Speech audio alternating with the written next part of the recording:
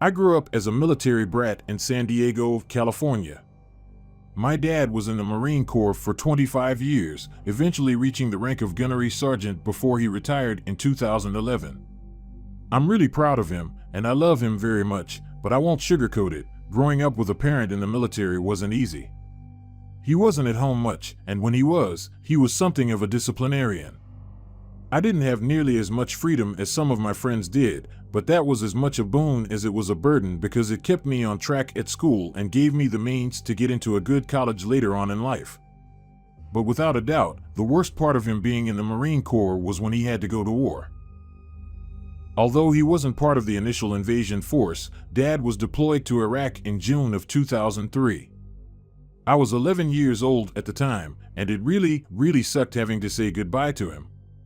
No matter how much he tried to reassure us that he would be okay, I was old enough to be acutely aware that it might well have been the last time I ever got to talk to him, the last time I ever got to hug him, the last time I'd ever get to see him alive. Needless to say, the next 6 months were some of the most stressful of my life. Every little news report I saw on the TV gave me the worst anxiety, and every time we got news that a serviceman had died over there, I feared the worst. Mom tried to shield me as best as she could, but at the risk of sounding a little full of myself, I was a smart, inquisitive, and sensitive kid, and she could only do so much to keep me from worrying. So in September of 2003, Mom decided to take me to Disneyland for the weekend to take my mind off things. To be honest, it was exactly what I needed. I was hugely into Disney movies when I was a kid, and although I'd been over to Disneyland a few times before, being so stressed around the house meant seeing it again was like doing so through fresh eyes. I took pictures with as many of the characters as I could, and each ride me and Mom went on seemed to alleviate my anxiety and depression that little bit more. The whole first day was going wonderfully well. That was until we got in line to ride the Big Thunder Mountain Railroad. I'm pretty sure it was about 11:30 by the time we got into the little rail cars for the ride itself. Everything was going smoothly at first. We're speeding along all these twists and turns until we hit the little fake desert setup and then up an incline into a dark tunnel. I just remember feeling like this jolting sensation shake the cars, all while we're in the dark, then this horrible grinding of metal and a thud before people in the cars in front of us started screaming. Everything came to a sudden stop, and everyone was all really shaken up from it, but it's then that I heard some of the worst things I've ever heard in my life. This woman starts asking out loud, "Mark? Mark? Mark, wake up! Wake up, Mark!" We're all mostly in the dark, but there's a little bit of light coming from the openings of the tunnel on each side of us, and I remember seeing how some of the cars weren't even on the track anymore, and that the cars in front of us were all wet and shiny with some kind of fluid, a fluid that I would only later realize to be someone's blood. In the moments after the railcars came to a stop, people started clambering out of them and walking down the tunnel as fast as they could, calling out that someone was hurt really bad and that we needed help up there as soon as possible. As me and my mom climbed out of the railcar and followed, I could see that the train car thing at the very front of the coaster had derailed, and that the rear of the thing had mounted the car behind it. It was only then that I realized that whoever was in the car behind it would have taken the full force of the thing as we sped up that incline. But there were also people in the cars ahead of us who were trapped by it, stuck in the railcars and unable to get out because of the way they were positioned in the tunnel. Thankfully, me and my mom weren't trapped, so we could just get out of there, but I think it took like another half hour before firefighters could get them out so that paramedics could treat them before taking them to the hospital. All the people that could get out were herded by park staff towards the River Bell Terrace, where a medical treatment area had been set up.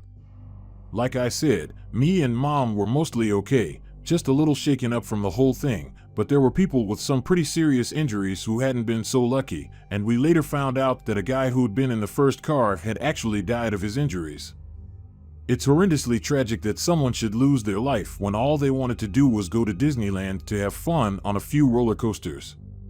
And I know it's kind of messed up for me to think of it like this, but we got really lucky that day, as way more people could have died, and honestly, I was surprised when I found out that it was only one person that lost their life that day. at least half the riders on the coaster could have died from the way that train just straight up mounted the cars behind it. Since that day, I've never, ever ridden a roller coaster, and theme parks in general just kind of creep me out. I know they're super fun, and I hope I get past my fear of them one day, but for the time being, I'm more than happy to just avoid them and stay safe, because even the sound of people screaming on them reminds me of Big Thunder Mountain, and the way that poor woman just kept screaming for her husband or son or whatever to wake up.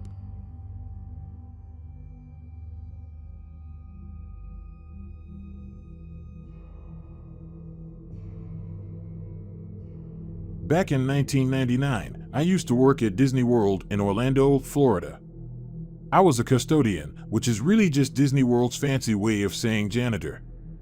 We mostly worked when the park was closed to clean the place up, empty the trash, and treat all the water features around the park with cleaning chemicals to keep them from getting stagnant and smelly.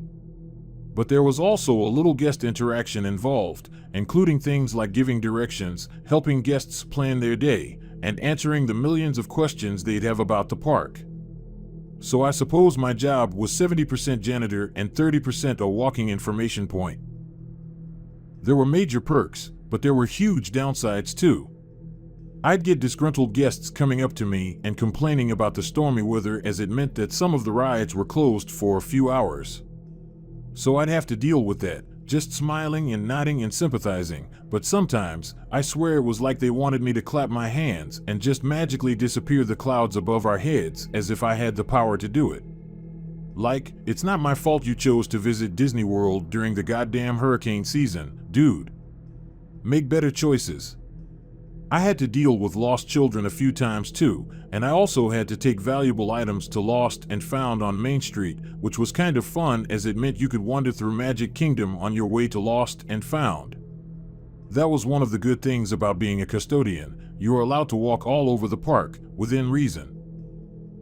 For instance, if a guest wanted directions to Space Mountain, I could walk them over to Tomorrowland instead of just telling them how to get there. This worked well when trying to communicate with guests who didn't speak any English. I had a lot of good times during that job. The whole team was like one big family. But I suppose that's why what I'm about to tell you happened to be probably the worst thing that's ever happened in my entire life, and why it still kind of messes me up, 21 years later. So this happened on the second weekend in February of 1999.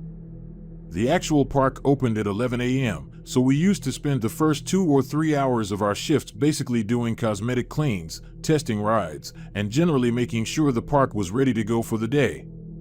The morning section of my shift involved helping out with cleaning and prepping Fantasyland and Tomorrowland. So at one point, I'm walking through the park, and I see this guy Ray up on the platform for the Skyway in Fantasyland. He's sweeping away, whistling to himself, generally being the cheerful guy that he was.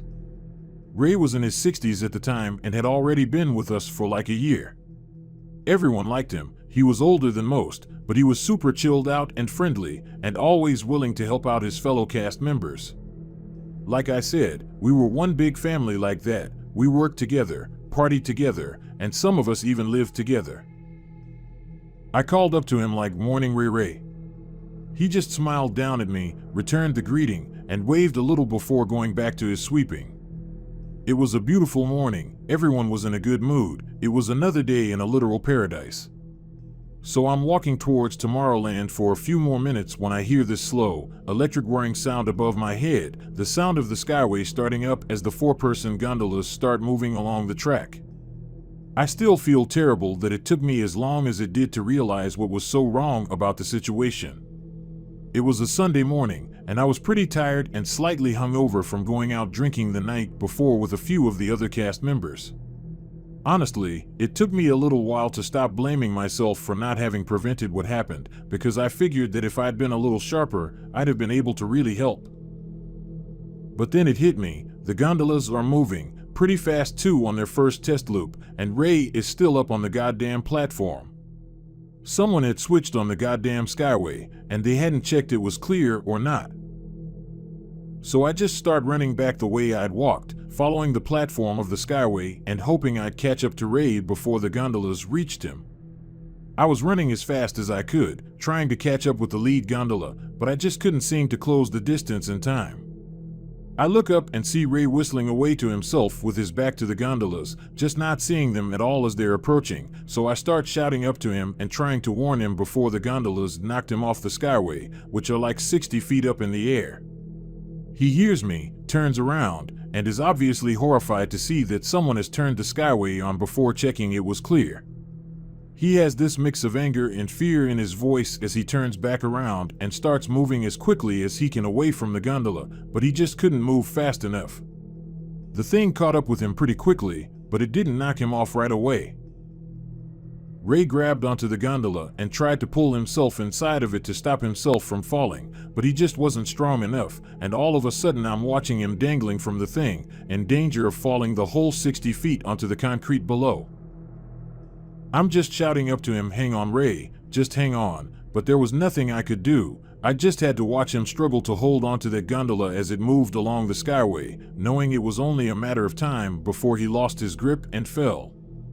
I can see Ray looking over his shoulder and down at the ground below him every so often, and I'll never, ever forget the look of absolute terror on his face, or that feeling of pure helplessness I felt as I watched the whole thing unfolding. Then the gondola starts passing over these flower beds instead of just pure concrete. I figured the soil and the plants would have to be a better option to fall onto. It had to be, so I just start shouting, "Jump, Ray, jump. The flower beds. Let go." Then, I don't know if he deliberately let go or just lost his grip, but he fell 60 whole feet down and landed with an audible thump in the flower beds below him. Watching him fall was like slow motion or something. He seemed to fall so slowly, but I guess that's just because he had such a long way to fall. He was in a bad way when I reached him. He wasn't moving at all. He just lay there among the flowers, all glassy-eyed, and he wheezed and groaned in agony, and in the moment before I ran off to get help, I saw him spit up blood onto his bottom lip and chin. I was in tears by the time I found another cast member to help out, begging them to call 911 so we could get an ambulance out as fast as possible. Emergency services got there less than 20 minutes later, and they carried Ray out of the park on a stretcher before driving him over to Orlando Regional Medical Center. We all prayed he'd be okay, and it brought us all a great deal of hope that he'd actually landed in the flower beds and not onto the straight concrete, which definitely would have killed anyone who'd fallen that far. But a few hours later, we got word that he hadn't made it, that his injuries were so bad that he had passed away despite what the hospital staff had done for him. The fall just caused too much trauma, too much internal bleeding, and he had slipped away after they'd operated on him to drain the blood from his lungs. We were all absolutely devastated to have lost such a cheerful, charming, dedicated cast member. Ray made all of our days just that little bit brighter, and it would be impossible to really replace him. I felt for his family, I felt for his friends, but I really felt for the cast member who had turned on the gondolas before making sure the skyway was clear. Technically, Ray should have been done with his sweeping by that time in the morning, but like I said, he was dedicated, the kind of guy who didn't finish a job until it was properly done. The person had turned on the skyway, who I won't name, was totally inconsolable. So much so that they had to be put on leave before they eventually quit. They blamed themselves for Ray's death, saying they should have checked the cameras, done a walk around to make sure the platform was clear. It was no one's fault. I've come to terms with that. It was a simple breakdown of communication, and it could have happened to anyone. It wasn't my fault. It wasn't Ray's fault. It wasn't the skyway operator's fault. It was just a horrible twist of fate. Everyone who could get time off attended Ray's funeral. We all wanted to be there for his family as best we could, to assure them that their husband and father was one of the sweetest guys we'd ever known. Ray was the first cast member to die in the park in over 10 years, and a little memorial was put up backstage for him so that we could all remember him at his best, with a smile on his face, instead of scared and broken. R.I.P. Raymond Barlow, we love you, and we miss you every single day.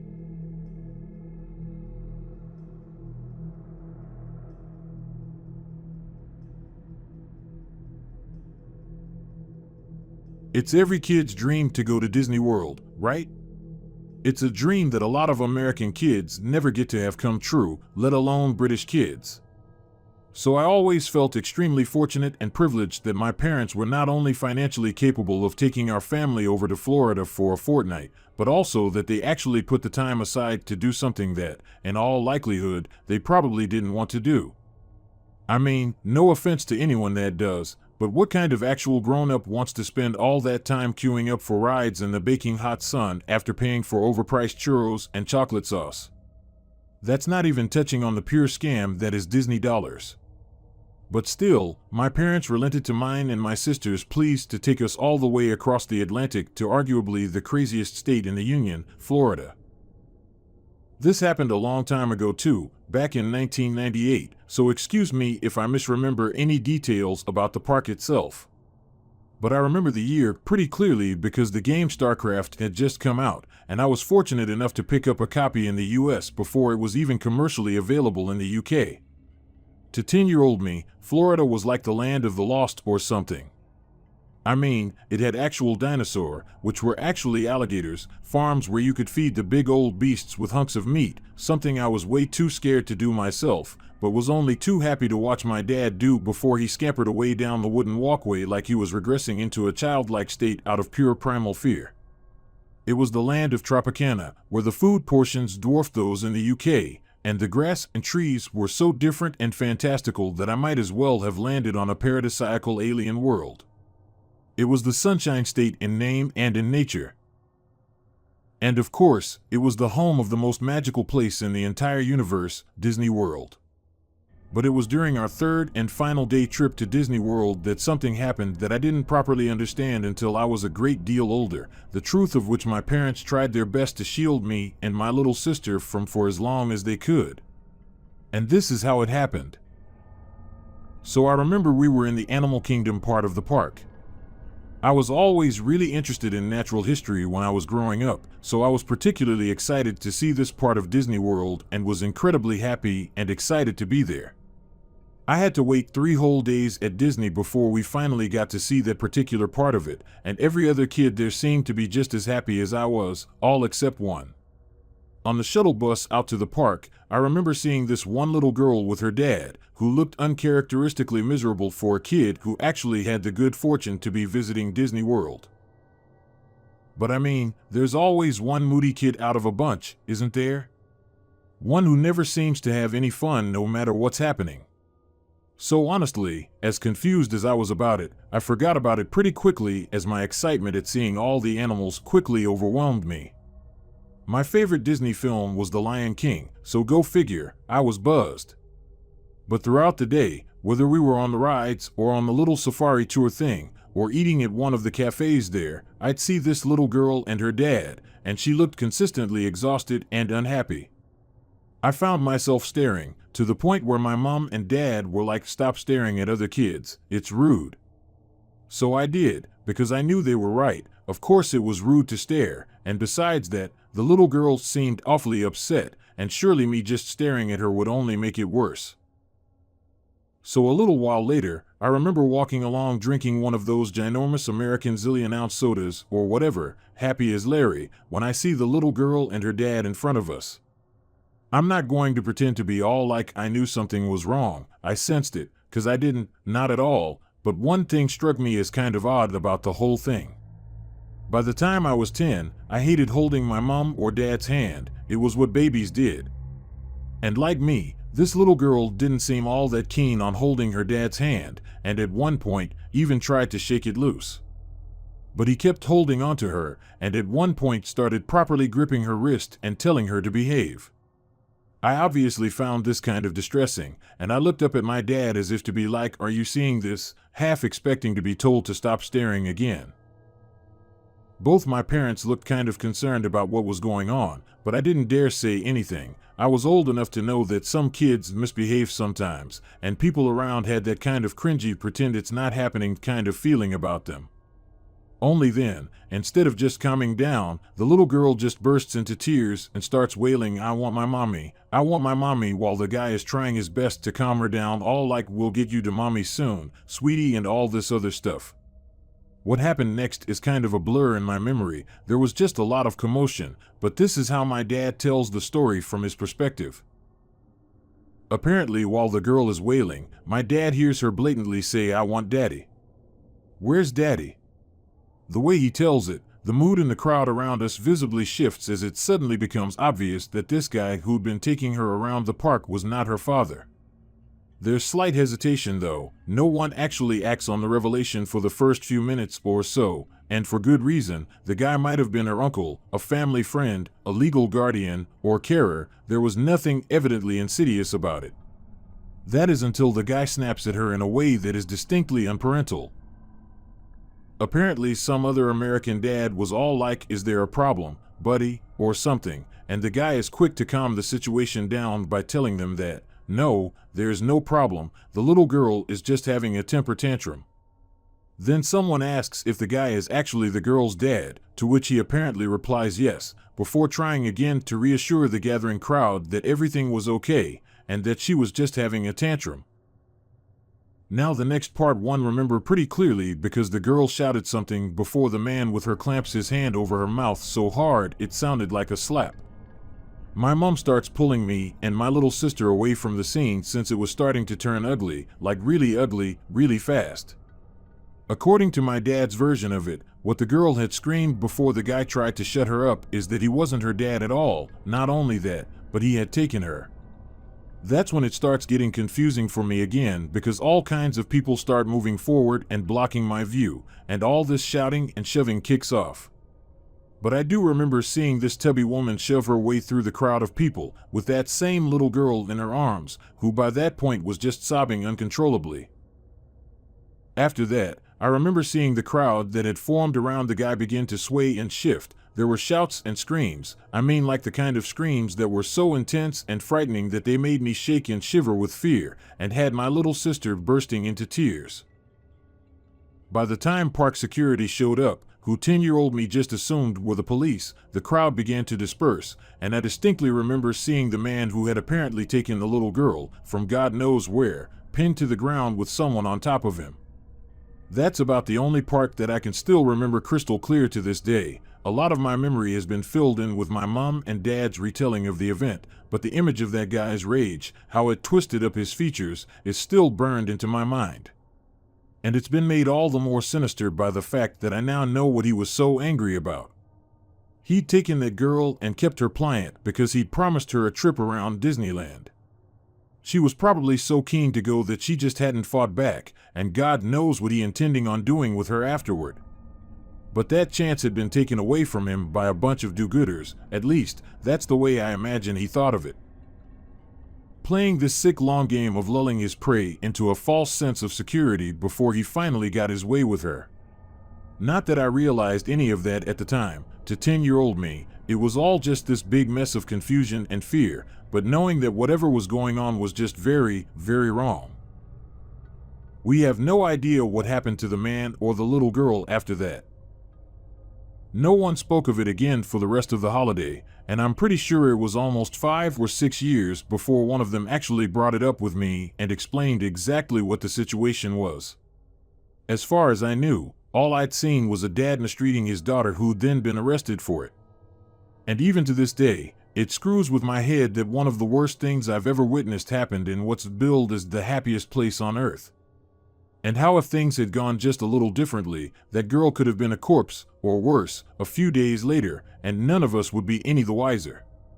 Thank God she spoke up when she did. Thank God there were people there that reacted the way they did. Because I really don't want to think about the alternative.